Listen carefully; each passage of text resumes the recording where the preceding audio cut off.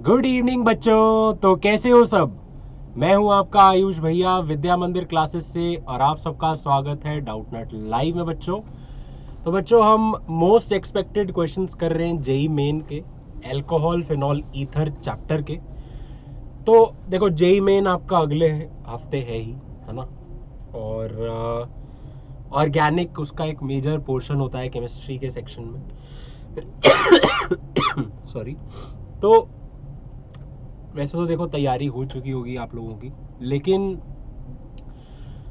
फिर भी एक बार नज़र डाल लेना अच्छी बात होती है कि कौन कौन से क्वेश्चन ज़्यादा पूछे जाते हैं। ठीक है, तो वही हम करने वाले हैं। तो कुछ इंपॉर्टेंट क्वेश्चन जैसे हमने पहले देखे थे अच्छे अच्छे कंसेप्ट वाले, वही अभी देखेंगे और अच्छे से उनको करेंगे।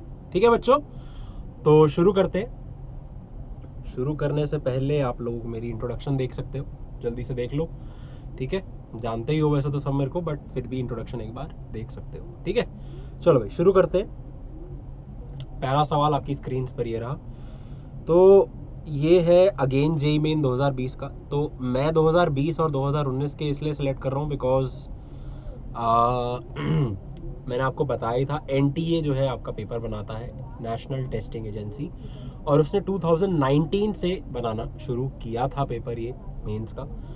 तो इसीलिए उसके बाद वाले देखना, उस पर नज़र डालना ज़्यादा ज़रूरी है एज कंपेयर टू उससे पहले वाले। ठीक है, और हमारे पास ऐसा नहीं है कि अगर सिर्फ 2 साल के पेपर हैं तो सिर्फ 2 या 3 ही पेपर देखने हमें, सेट्स बहुत सारे होते हैं। ठीक है, तो एक चैप्टर के खूब सारे सवाल आपको मिल जाएंगे, क्योंकि एक टाइम पे जैसे जनवरी में अगर 4 दिन पेपर हो रहा है तो 8 सेट ऑफ क्वेश्चन पेपर्स होंगे और सारे डिफरेंट ही होते हैं, डिफरेंट ही सवाल आते हैं। ठीक है, रिपीट तो होता नहीं। तो हर चैप्टर से एक एक सवाल भी अगर आ रहा है तो 8 क्वेश्चंस हो गए एक टाइम पे। ठीक है, और ऐसे ही फिर अप्रैल में शिफ्ट हुई थी जनवरी 2019 में। 2020 में जनवरी में एक बार हुआ था। ठीक है, उसमें शायद 3 दिन हुआ पेपर, तो 6 पेपर उसके हो गए। और फिर सितंबर में हुआ था, कोविड की वजह से अप्रैल में नहीं हो पाया। तो बहुत सारे सेट ऑफ क्वेश्चन पेपर्स हैं और रेफर करने के लिए, तो उनको अच्छे से देख सकते हो, हर चैप्टर को अच्छे से एनालाइज कर सकते हो कि कौन कौन से चैप्टर में कौन कौन से टॉपिक से कैसे कैसे पैटर्न पे, ठीक है, क्वेश्चंस आए हैं। तो एक्सपेक्टेशन सेम ही रहेगी क्योंकि एनटीए ही बना रहा है पेपर। ठीक है, दोनों में सिमिलैरिटी भी देख सकते हो, 2019 2020 में क्या क्या सिमिलैरिटीज रही। ठीक है, ये भी देख सकते हो। तो शुरू करते हैं और पहला सवाल आपकी स्क्रीन पर ये रहा। तो H B R with heating है और साथ साथ इंट्रा मॉलिक्यूलर प्रोडक्ट बनेगा, ये भी दे रखा है। और इंट्रा मॉलिक्यूलर प्रोडक्ट कैसे बनेगा, Na विद ईथर, और Na विद ईथर का एक ही रिएक्शन होता है। ड्राई ईथर नहीं लिखा, कोई बात नहीं, ड्राई हम खुद से जोड़ देंगे। ठीक है, तो Na विद ड्राई ईथर यानी कि वुड्स रिएक्शन, और इंट्रा मॉलिक्यूलर प्रोडक्ट बन रहा है, दैट मीन्स क्या बनने वाला है, इंट्रा मॉलिक्यूलर। ठीक है, ये खुद से गैस करना है, इंट्रा मॉलिक्यूलर वुड्स रिएक्शन होगा मोस्ट प्रोबेबली। ठीक है, जितनी ज़्यादा क्वेश्चन प्रैक्टिस होगी उतनी ज़्यादा ये क्लैरिटी आपको रहेगी कि क्या हो सकता है, क्या पॉसिबिलिटी है। तो ये कहाँ से आता है, फीलिंग ऑफ एग्जामिनर को समझ के। तो फीलिंग ऑफ एग्जामिनर को समझो,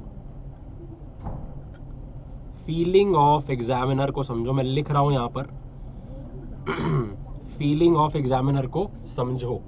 ऑर्गेनिक में ये बहुत बार होता है, बहुत जगह होता है, मल्टीपल टाइम्स भी हो सकता है एक पेपर के अंदर, कि फीलिंग ऑफ एग्जामिनर को समझना होता है रादर दैन जो हमने स्टैंडर्ड पढ़ा है। ठीक है, पढ़ा हुआ है जो वो तो यूज होगा ही, लेकिन उसको अप्लाई कैसे करना है ये पता चलता है फीलिंग ऑफ एग्जामिनर को समझ के। ठीक है, तो शुरू करते फटाफट से। पहले हमें क्या दे रखा है, बेंजीन दे रखा है, बेंजीन के ऊपर ऑक्सीजन वाली एक और रिंग दे रखी है, और साथ में यहाँ पर CH2Br, जिसको मैं इस तरीके से लिख सकता हूँ, ये दे रखा है। ठीक है, इसके बाद यहाँ पर HBr विद हीटिंग दे रखी है, तो पहले तो HBr ऐड कर देते हैं। ठीक है, HBr अगर हीटिंग के साथ दे रखा है तो ये रहा ऑक्सीजन का लोन पेयर। HBr एक एसिड है, एक अच्छा खासा एसिड है, तो H+Br- और ऑक्सीजन का लोन पेयर जो है इसको अटैक करेगा, क्या बनेगा, कुछ इस तरीके की कहानी बन जाएगी,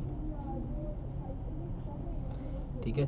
और ये Br इस तरीके से। अच्छा, यहाँ पर क्या होगा, H आ जाएगा और पॉजिटिव चार्ज आ जाएगा। ऑक्सीजन के ऊपर 3 बॉन्ड है, क्योंकि अब क्या होगा, अब क्योंकि ऑक्सीजन के ऊपर 3 बॉन्ड आ गए तो ऑक्सीजन भाई 3 बॉन्ड नहीं सह सकता, इलेक्ट्रोनेगेटिव एटम है, पॉजिटिव चार्ज बिल्कुल नहीं सह सकता है, तो अपने साथ ये बॉन्ड ले जाएगा, रिंग ओपन हो जाएगी।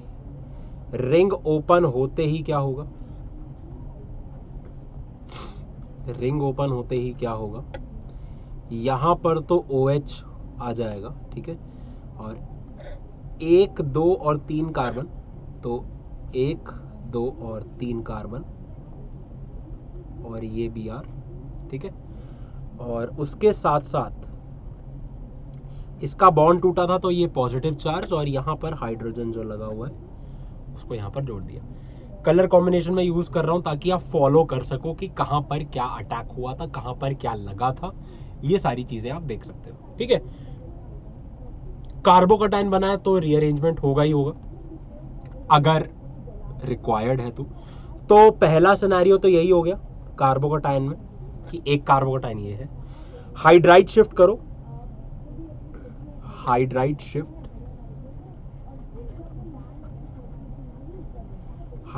शिफ्ट करोगे तो ऊपर की तरफ ही जा सकते हो। ऊपर की तरफ जाओगे तो ये तो OH है, ठीक है, ये Br ऐसे रहेगा। और हाइड्राइड शिफ्ट करोगे तो क्या हो जाएगा, यहाँ तो H लगेगा और पॉजिटिव चार्ज यहाँ जाएगा। हाइड्राइड शिफ्ट होने के बाद एक और हाइड्राइड शिफ्ट हो सकता है, कैसे हो सकता है ये भी देख लो। एक और हाइड्राइड शिफ्ट कह रहे हैं हम, होगा हाइड्राइड शिफ्ट कर दो एक बार और इसके बाद नहीं हो पाएगा। क्यों? क्योंकि इसके बाद तो रेजोनेंस में ही चला जाएगा ये पूरा, ठीक है। यहाँ पर ऑक्सीजन और ये रहा H, ये रहा पॉजिटिव चार्ज। मोस्ट स्टेबल कार्बोकटाइन कौन सा है, ये सेकंड सिनेरियो है, ये थर्ड सिनेरियो है। मोस्ट स्टेबल कार्बोकटाइन कौन सा, थर्ड वाला। मोस्ट स्टेबल कार्बोकटाइन थर्ड वाला, लेकिन मोस्ट स्टेबल कंपाउंड कौन सा होगा जो फाइनल प्रोडक्ट बनेगा, ये हमें देखना पड़ेगा, ठीक है। तो चलते हैं और फाइनल प्रोडक्ट की तरफ कि कैसे बनेगा। तो सिनेरियो नंबर 1, तीनों सिनेरियो के लिए बनाएंगे, ठीक है। सिनेरियो नंबर 1 के लिए देखते हैं पहले। सिनेरियो नंबर 1 के लिए अगर हम देखें तो कहानी कुछ ऐसी है कि ये बनेगा, ये O बनेगा, ठीक है, ये Br, ये Br, ठीक है, ये Br जुड़ जाएगा।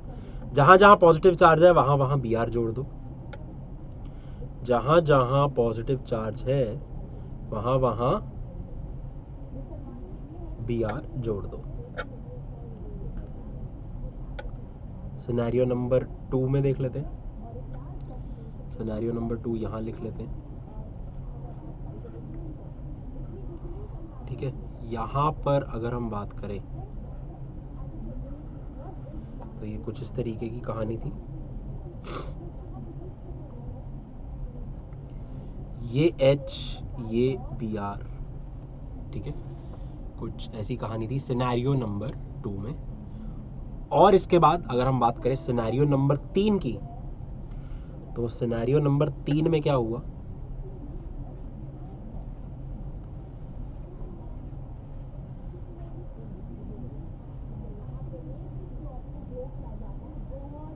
सिनेरियो नंबर 3 में कुछ ऐसी कहानी घटी, ठीक है, कुछ ऐसी कहानी घटी।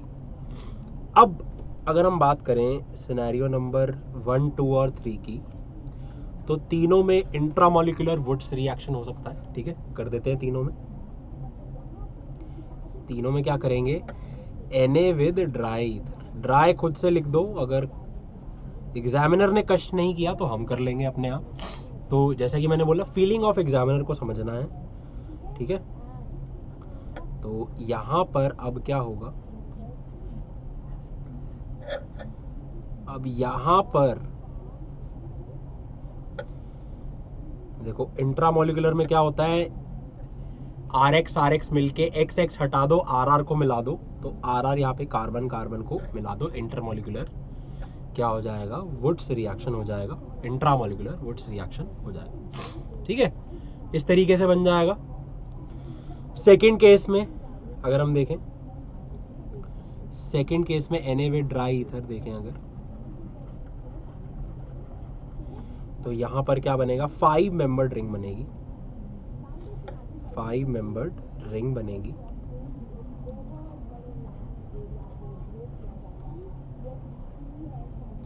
ठीक है। 1 2 3 4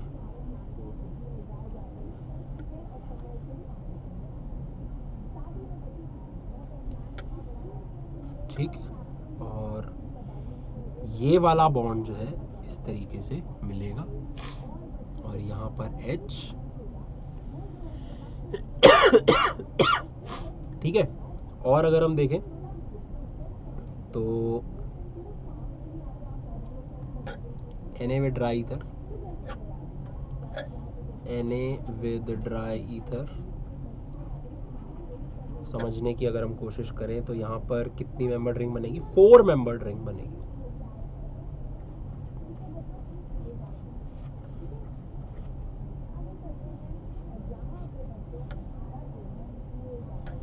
ये इस तरीके से बनाओ, और ये हाइड्रोजन तो एज इट इज रहेगा ही। कौन सा कंपाउंड ज्यादा स्टेबल है, ऑब्वियसली ये ज्यादा स्टेबल है। लीस्ट स्टेबल कार्बोकेटाइन से मोस्ट स्टेबल प्रोडक्ट बन रहा है, मोस्ट स्टेबल कार्बोकेटाइन से लीस्ट स्टेबल प्रोडक्ट बन रहा है। ये मोस्ट स्टेबल कार्बोकेटाइन यहां पे था, लीस्ट स्टेबल कार्बोकेटाइन यहां पर था, मोस्ट स्टेबल प्रोडक्ट ये है, लीस्ट स्टेबल प्रोडक्ट ये है, ठीक है। ये है मोस्ट स्टेबल प्रोडक्ट,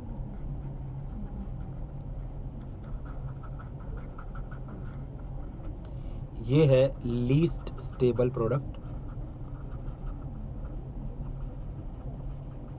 क्योंकि बेयर स्ट्रेन थ्योरी लगाओगे तो इसमें काफ़ी ज़्यादा एंगल स्ट्रेन है, एंगल स्ट्रेन सबसे ज़्यादा स्टेबिलिटी को ख़राब करता है, ठीक है। और अगर यहाँ पर नोट करो तो ये वाला मोस्ट स्टेबल कार्बोकेटायन है, मोस्ट स्टेबल कार्बोकेटायन,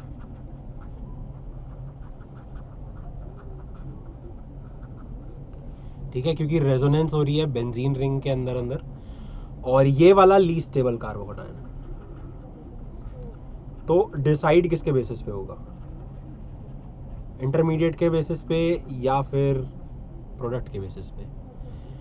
इंटरमीडिएट के बेसिस पे या प्रोडक्ट के बेसिस पे? फीलिंग ऑफ एग्जामिनर को समझना है। यहाँ पर फीलिंग ऑफ एग्जामिनर क्या कहती है? फीलिंग ऑफ एग्जामिनर ये कहती है कि मोस्ट स्टेबल प्रोडक्ट देखो, फीलिंग ऑफ एग्जामिनर ये कहती है कि मोस्ट स्टेबल प्रोडक्ट देखो। तो फीलिंग ऑफ एग्जामिनर के साथ ही हम जाएंगे और मोस्ट स्टेबल प्रोडक्ट को टिक करके आएंगे। हमेशा यही करना है, अनलेस मेंशन्ड अदरवाइज। देखो 5 मेंबर्ड रिंग से ज्यादा स्टेबल ऑब्वियसली 6 मेंबर्ड रिंग होती है, और 4 मेंबर्ड रिंग तो बहुत ही खराब है, ठीक है। तो इसीलिए हम यहाँ पर 6 मेंबर्ड रिंग को मार्क करेंगे आंसर में। 6 मेंबर्ड रिंग कहाँ नजर आ रही है?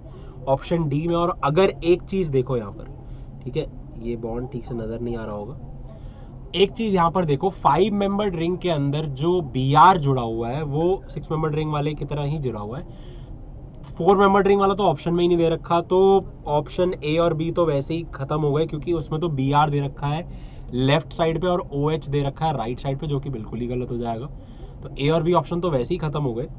सी ऑप्शन भी खत्म हो जाएगा, क्योंकि यहाँ पर जो डाइब्रोमाइड वाला प्रोडक्ट है, ए जो प्रोडक्ट है वो भी गलत दे रखा है, तो ये भी ऐसे ही एलिमिनेट हो जाएगा। आपको अपने आप पता चल जाएगा कि कौन सा ऑप्शन आंसर है। लेकिन फिर भी कंसेप्चुअल क्लैरिटी होना ज़रूरी है, और हमें एलिमिनेशन से ज़्यादा अपनी स्किल पर ज़्यादा फोकस होना चाहिए कि हमें आता है कि नहीं आता परफॉर्म करना मैकेनिज्म, और मैकेनिज्म के थ्रू हम जाएं तो हमारा ए जो है वो भी डी वाले ऑप्शन से मैच कर रहा है, और जो प्रोडक्ट बी है इंट्रामोलिकुलर वाला वो भी मैच कर रहा है किससे, ऑप्शन नंबर डी से, ठीक है, ऑप्शन डी से मैच कर रहा है, ठीक है बच्चों। तो इसीलिए ऑप्शन डी जो है वो करेक्ट आंसर हो जाएगा, option D is the correct answer, ठीक है। होपफुली समझ आ गया होगा सबको, ठीक। चलो चलते हैं आगे अगले सवाल पे। सवाल यह है कि इंक्रीजिंग ऑर्डर ऑफ कार्बन और OH बॉन्ड की लेंथ का इंक्रीजिंग ऑर्डर किन तीन कंपाउंड्स में, मीथेनॉल, फिनॉल और पैरा एथॉक्सी फिनॉल। चलो देखते हैं एक एक करके। मीथेनॉल की अगर हम बात करें, मीथेनॉल क्या होता है, मीथेनॉल होता है CH3OH। फिनॉल क्या होता है, C6H5OH। और अगर हम पैरा एथॉक्सी फिनॉल की बात करें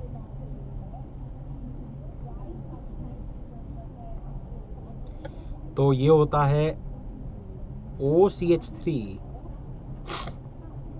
C6H4OH, ठीक है। इसको अगर हम देखेंगे तो ये कैसे बनेगा, कुछ इस तरीके से बनेगा।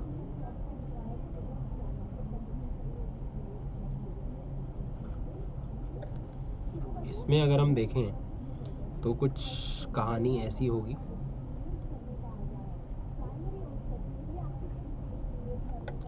और इसको अगर हम देखें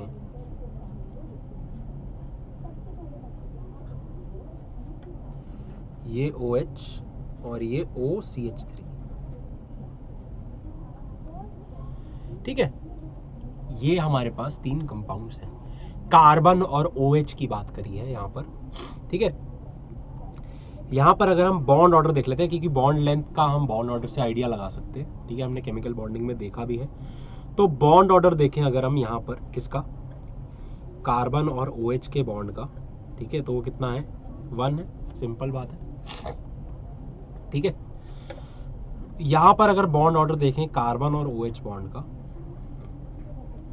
कार्बन और OH बॉन्ड का अगर बॉन्ड ऑर्डर देखें कितना होगा, क्या 1 होगा, 1 होगा क्या, खुद बताओ, 1 होगा कि नहीं होगा, ऑब्वियसली नहीं होगा, क्यों, क्योंकि यहाँ पर होगी क्या, रेजोनेंस, रेजोनेंस होगी, जिस वजह से बॉन्ड ऑर्डर बढ़ जाएगा, पार्शियल डबल बॉन्ड कैरेक्टर आ जाएगा। तो कह सकते हो कि मान लेते हैं एक टाइम के लिए कि 1.5 है, लेट अस से कि 1.5 बॉन्ड ऑर्डर है कार्बन और OH बॉन्ड का, ठीक है, कार्बन और OH बॉन्ड का बॉन्ड ऑर्डर कितना है, 1.5 है।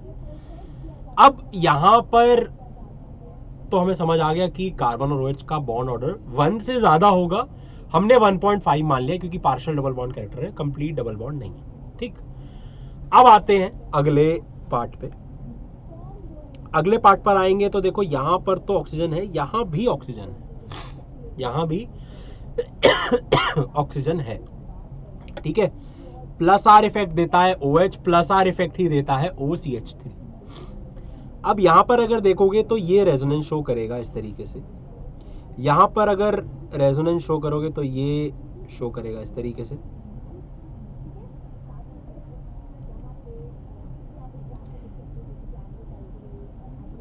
ठीक है, ये रेजोनेंस शो करेगा कुछ इस तरीके से।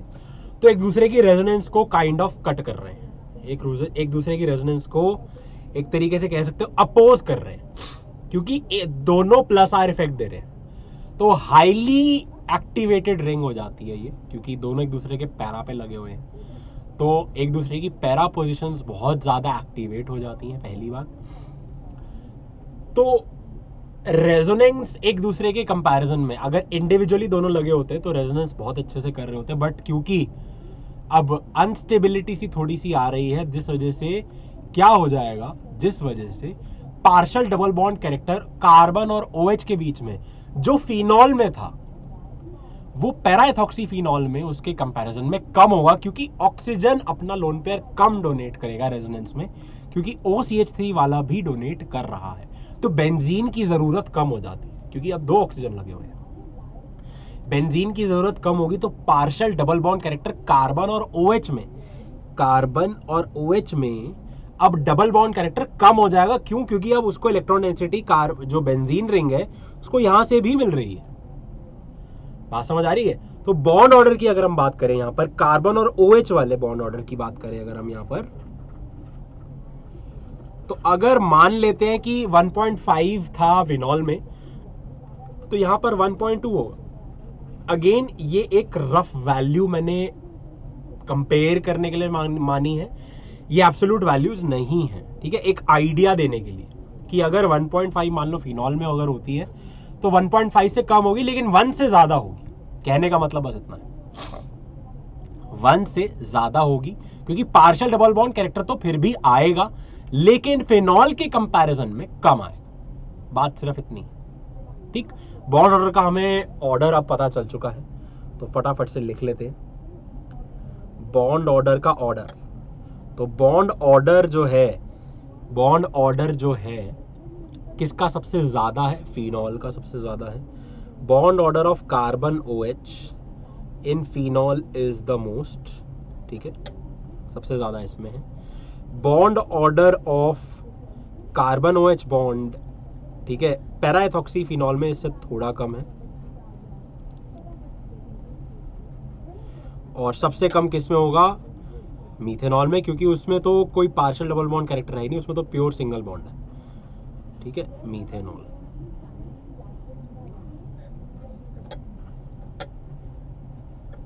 ठीक है, सिंपल है।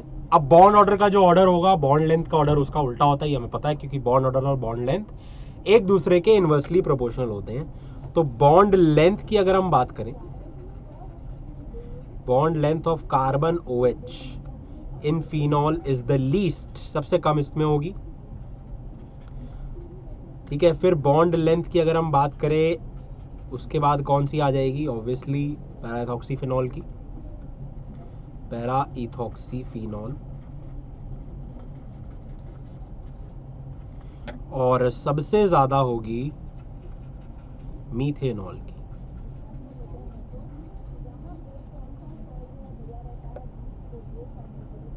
मीथेनॉल की बॉन्ड लेंथ सबसे ज्यादा होगी। कौन सा ऑर्डर है ये? फिनॉल सबसे छोटा, फिर पैरा इथॉक्सी फिनॉल, फिर मीथेनॉल। तो ये ऑप्शन बी जो है वो करेक्ट आंसर हो जाएगा। सिंपल, कोई दिक्कत वाली बात नहीं है, आराम से हो गया, ठीक है बच्चों। होपफुली समझ आ गया होगा ये वाला भी, जेईई मेन 2020 का ये भी, ठीक है, जेईई मेन 2020, ठीक। चलो आगे बढ़ते हैं।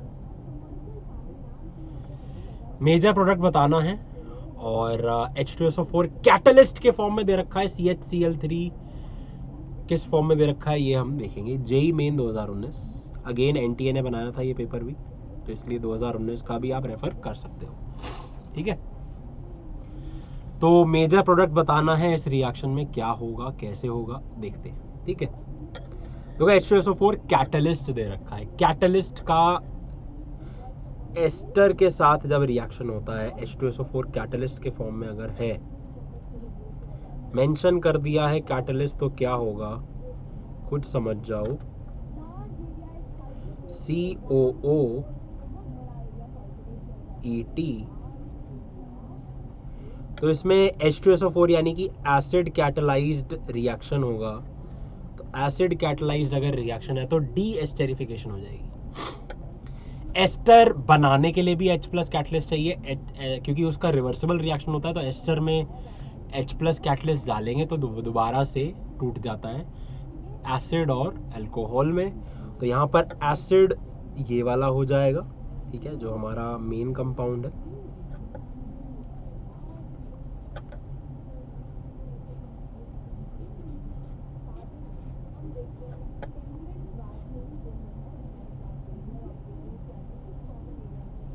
ठीक है, ये हमारा मेन कंपाउंड हो गया, प्लस ETOH जो है वो साइड प्रोडक्ट हो जाएगा, ये बाय प्रोडक्ट है, ठीक है, सिंपल बात। सॉरी।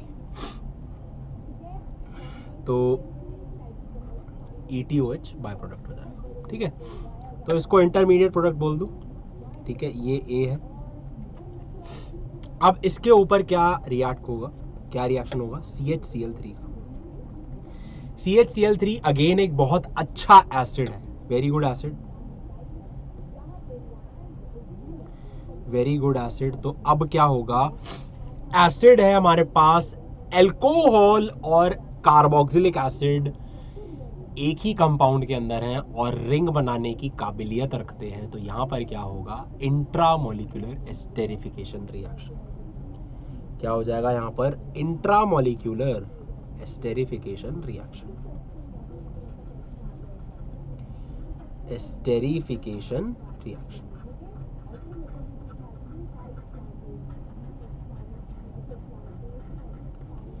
ठीक है, इंट्रामोलिकुलर एस्टेरिफिकेशन रिएक्शन।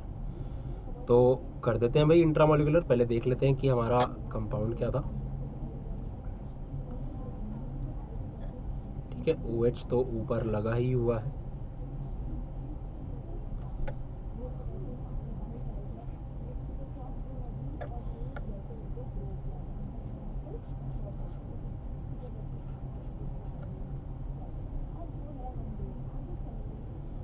ठीक है, ये हमारा कंपाउंड था।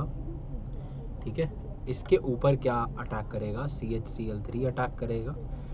और देखो वैसे तो आपको मैकेनिज्म पता होना चाहिए, OH निकलता है एसिड वाली साइड से, H निकलता है अल्कोहल वाली साइड से। ठीक है, ये निकल जाएगा, -H2O कर दो, तो हमारा फाइनल प्रोडक्ट क्या बनेगा,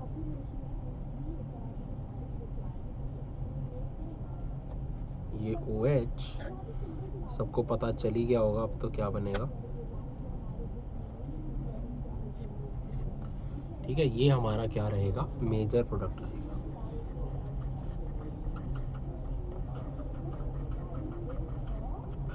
ठीक है बच्चों, ये क्या रहेगा, हमारा मेजर प्रोडक्ट। ठीक है, तो बहुत सिंपल है, ऑप्शन ए जो है करेक्ट आंसर हो जाएगा, कोई दिक्कत वाली बात नहीं है, सिंपल सा एस्टेरिफिकेशन रिएक्शन था।